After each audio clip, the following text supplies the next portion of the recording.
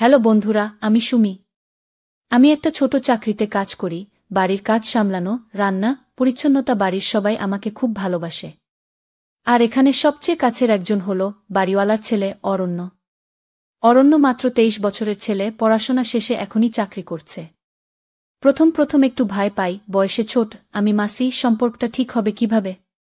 কিন্তু ওর আচরণ ভীষণ আন্তরিক। প্রথম দিন থেকে ও আমাকে সাহায্য করতে চেয়েছিল, রান্নার সময় সামান্য জ্বালানি নিয়ে আসা, কাপড় গোছানো, হালকা কাজে হাত দেওয়া। একদিন বিকেলে আমি বারান্দায় বসে কাপড় ফোল্ড করছিলাম। অরণ্য এসে বলল, মাসি একটু চা খেতে বসুন, কাজটা আমি সামলাব। আমি হেসে বললাম, তুই এত ছোট, কিভাবে সব কাজ করতে পারিস? ও হেসে বলল, আপনি নিশ্চিন্ত থাকুন মাসি, আমি থাকব, সব ঠিক হয়ে যাবে। আমার বুকটা অদ্ভুতভাবে নরম হয়ে গেল। ওর কথার মধ্যে ছিল এমন এক আন্তরিকতা যা বলে বোঝানো যায় না। বন্ধুরা, সম্পর্ক কখনোই তাড়াহুড়োর মধ্য দিয়ে তৈরি হয় না। আমরা দুইজনও এখনো বুঝিনি এই ঘনিষ্ঠতা কিভাবে ধীরে ধীরে আমাদের হৃদয়ের মধ্যে জায়গা করে নেবে। সেদিন বিকেলে হঠাৎ বজ্রগর্জন আর বৃষ্টি শুরু হল। আমি বারান্দায় বসে কাপড় ঝাঁকাচ্ছিলাম। অরণ্য এসে পাশে দাঁড়াল। মাসি, বাইরে থেকে পানি পড়ে গেছে, ভিজবেন না। আমি কাজটা সামলাচ্ছি। আমি হেসে বললাম, ছোট ছেলেটা হয়ে গেল এত দায়িত্বশীল। ও হেসে বলল, আপনি নিশ্চিন্ত থাকুন মাসি, আমি আছি। তার হাতে ছিল এক কাপ চা। সে ধীরে ধীরে সেটি আমার দিকে এগিয়ে দিল। আমি চুপচাপ চা নিলাম আর দেখি ও আমার পাশে বসে রাগলের মতো কাজগুলো সামলাচ্ছে। বৃষ্টিঝাপটা, নীরবতা আর সেই ছোট ছোট যত্ন, এই সব মিলেই যেন আমাদের মধ্যে একটি নীরব, ঘনিষ্ঠ সম্পর্ক তৈরি হতে লাগল। আমি তার দিকে তাকালাম। মনে হলো শুধু দেখলেই শান্তি পাই।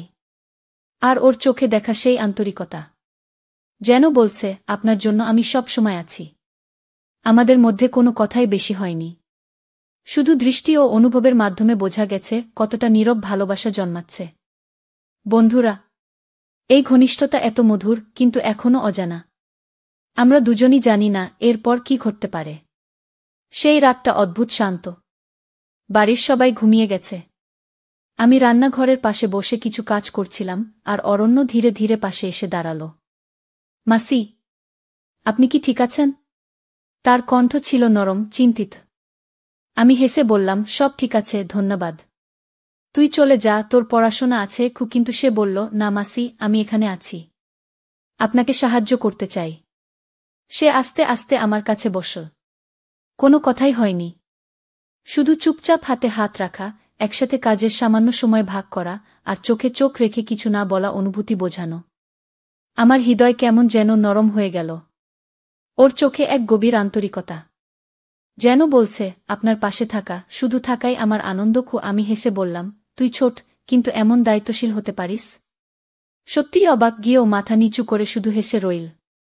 নীরবতা, ছোট ছোট যত্ন, একসাথে থাকা, এই মুহূর্তগুলোই আমাদের ঘনিষ্ঠতা আরও গভীর করছে। আমরা দুজনই জানি না এরপর কি ঘটবে, কিন্তু অনুভবটা মনে মনে অনেকটা ভালোবাসার মতো। সন্ধ্যার আলো আস্তে আস্তে ঘরকে নরম করে দিচ্ছিল। আমি বারান্দায় বসে কাপড় ফোল্ড করছিলাম। অরণ্য ধীরে ধীরে এসে পাশে বসল। মাসি, আজ একটু বিরক্ত লাগছে মনে হচ্ছে, ঠিক আছেন তো? সে কণ্ঠে সতর্কতা, চিন্তাশীলতা। আমি হেসে বললাম, সব ঠিক আছে। তুমি কি আবার আমার জন্য কাজগুলো করতে এসেছ? সে হালকা হেসে বলল, আপনি নিশ্চিন্ত থাকুন মাসি, আমি থাকব, সব ঠিক হয়ে যাবে। ও পাশে বসে চুপচাপ সাহায্য করতে লাগল, কোনো শব্দ ছাড়া, শুধু চোখে চোখ রেখে নিঃশব্দে বোঝা কি অদ্ভুত শক্তি আছে এই নীরব মুহূর্তে। আমি মাঝে মাঝে দেখি ওর দৃষ্টি এবং বুঝি এটা আর শুধু দয়া বা দায়িত্ব নয়, এটা হলো নীরব ভালোবাসা, গভীর যত্নের ছোঁয়া। আমি হেসে বললাম, তুই তো অনেক ছোট, আর এমন দায়িত্বশীল হতে পারিস কিভাবে? ও মাথা নিচু করে হেসে রইল। এই হাসিটা, এই ছোট্ট যত্ন, সব মিলিয়ে মনে হলো আমরা দুজনের মধ্যে একটা অদ্ভুত ঘনিষ্ঠতা তৈরি হয়ে গেছে। নীরবতা, ছোট ছোট সহানুভূতি, একসাথে থাকা, এটাই এখন আমাদের সম্পর্কের নতুন রং। আমরা জানি না আগামী দিনে কি হবে, কিন্তু এই মুহূর্তগুলো চিরকাল মনে থাকবে। সেই রাতটা ছিল অদ্ভুত শান্ত। বাড়ির সবাই ঘুমিয়ে গেছে। আমি রান্নাঘরের পাশে বসে কিছু কাজ করছিলাম। হঠাৎ অরণ্য এসে পাশে দাঁড়াল। মাসি, আপনি একা কাজ করছেন? একটু বিশ্রাম নেন, আমি হেসে বললাম, সব ঠিক আছে, তুই চলে যা। কিন্তু সে ধীরে ধীরে এগিয়ে এসে বলল, আমি থাকব। সাহায্য করতে চাই। সে আস্তে আস্তে আমার পাশে বসে। কোনো শব্দ নেই, শুধু হাতের উপর হালকা স্পর্শ, চুপচাপ একে অপরের দিকে তাকানো। আমার মনটা অদ্ভুতভাবে নরম হয়ে গেল। ওর চোখে ছিল এক গভীর আন্তরিকতা, যা বলছিল, আমি সব সময় আপনার পাশে আছি। আমি হেসে বললাম, তুই ছোট আর এমন দায়িত্বশীল হতে পারিস। ও মাথা নিচু করে হেসে রইল। হাতের সেই স্পর্শ, চোখের সেই দৃষ্টি, সব মিলিয়ে যেন আমাদের মধ্যে নীরব ভালোবাসা তৈরি হল। রাত নেমে এসেছে, বাড়ি নিঃশব্দ। আমি রান্নাঘরের পাশে বসে চা গরম করছিলাম। হঠাৎ অরণ্য এসে পাশে বসল। মাসি, আজকে একটু কেমন লাগছে? সে কণ্ঠে সতর্কতা, চিন্তাশীলতা। আমি হেসে বললাম, ভালোই আছি, শুধু আজ একটু ক্লান্ত। সে আমার হাতে এক কাপ চা ধরিয়ে দিল। আপনার জন্য এটা। একটু বিশ্রাম নেন। আমি চুপচাপ চা ধরলাম। হাতের কাছাকাছি তার হাত। হালকা স্পর্শে হাতের আঙুলগুলো সংযোগে এলো। আমার হৃদয় অদ্ভুতভাবে নরম হয়ে গেল। ওর চোখে ছিল এমন গভীর আন্তরিকতা, যা কোনো শব্দে বলা যায় না। মনে হলো এই ঘরটা এখন শুধু আমাদের। নীরব, নিরাপদ এবং পুরোপুরি ব্যক্তিগত অনুভূতির সঙ্গে ভরা। আমি ধীরে ধীরে বললাম, তুই সত্যিই অনেক দায়িত্বশীল।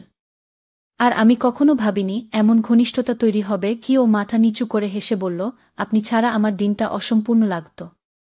এই ঘর, এই সময়, সবই আপনার জন্য। আমরা দুজন চুপচাপ চা খেতে থাকলাম।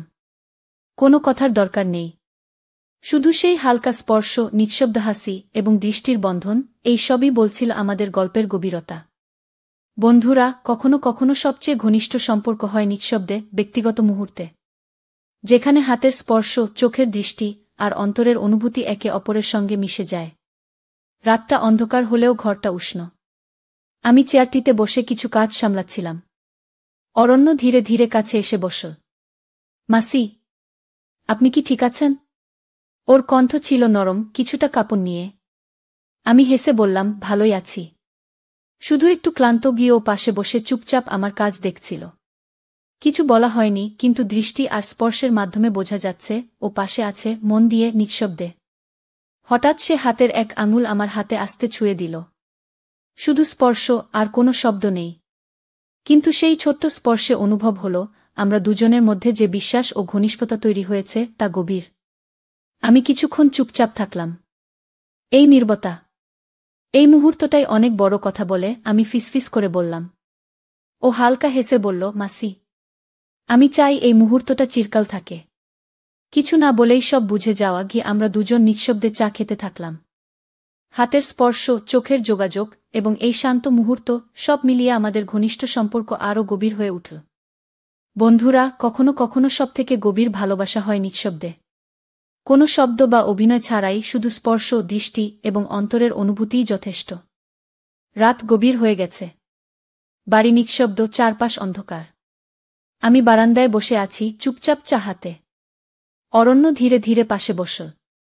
মাসি, আপনার মুখটা দেখছি আর মনে হচ্ছে এই শান্তি চিরকাল থাকুক গো। ওর কণ্ঠ নরম, হৃদয়স্পর্শী।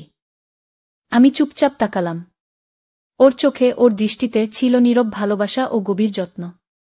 হঠাৎ সে আমার হাতে আস্তে হাত রাখল। শুধু স্পর্শ, কোনো শব্দ নেই। কিন্তু সেই ছোট্ট স্পর্শে বোঝা গেল, আমাদের সম্পর্ক সর্বোচ্চ ঘনিষ্ঠতা ও বিশ্বাসের স্তরে পৌঁছে গেছে। আমি কিছুক্ষণ চুপচাপ থাকলাম। এই মুহূর্ত আমি কখনো ভুলব না। আমি ফিসফিস করে বললাম।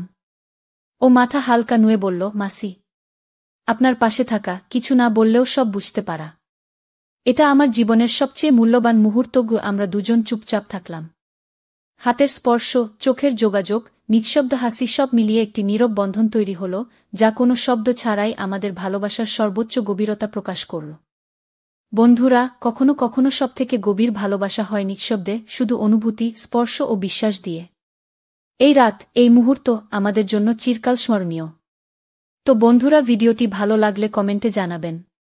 এই রকম ভালোবাসার গল্প শুনতে চাইলে চ্যানেলটা সাবস্ক্রাইব করুন এবং পাশে থাকুন আর আপনার বেল আইকনটা বাজিয়ে রাখুন, যাতে নতুন ভিডিও আপলোড করা মাত্র আপনারা দেখতে পারেন।